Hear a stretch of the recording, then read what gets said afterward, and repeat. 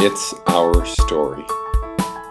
Elmer Bartels and Fred Fay, Boston, about Massachusetts. Accessibility of the Statehouse, to give our experience, and I think it's probably true of every advocacy group around the country, of people with disabilities, physical disabilities, and getting into the Statehouse was an issue, sometimes bigger than others. Here in Massachusetts, the Statehouse at the time that we were going to it in the 60s, that's when we first began to go there and got the architectural barriers law passed in 1968.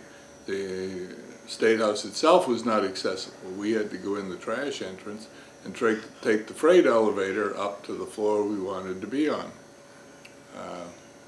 which was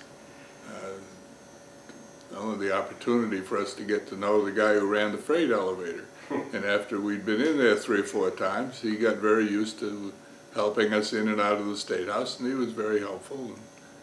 He was a nice guy, trying to help us go do our thing of lobbying.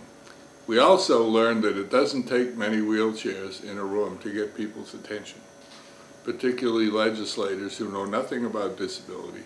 And that's where I invented my little phrase around that topic, and that is flash the metal.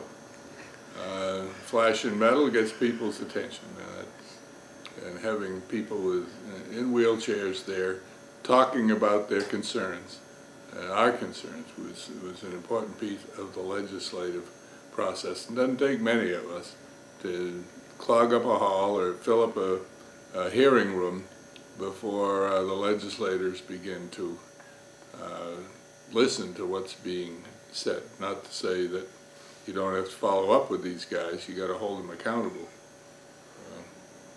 And over the years, the Statehouse has been made fairly accessible, but even now it isn't totally accessible, in that there are, in one of the wings, the ramps that go from one level to another are still made of plywood, and it's probably the plywood that was put in the 70s to make the wing accessible.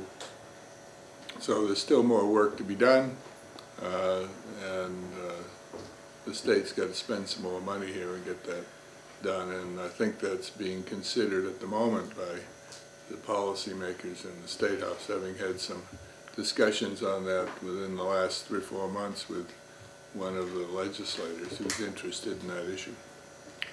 So the fight is never over, and you just got to keep after them.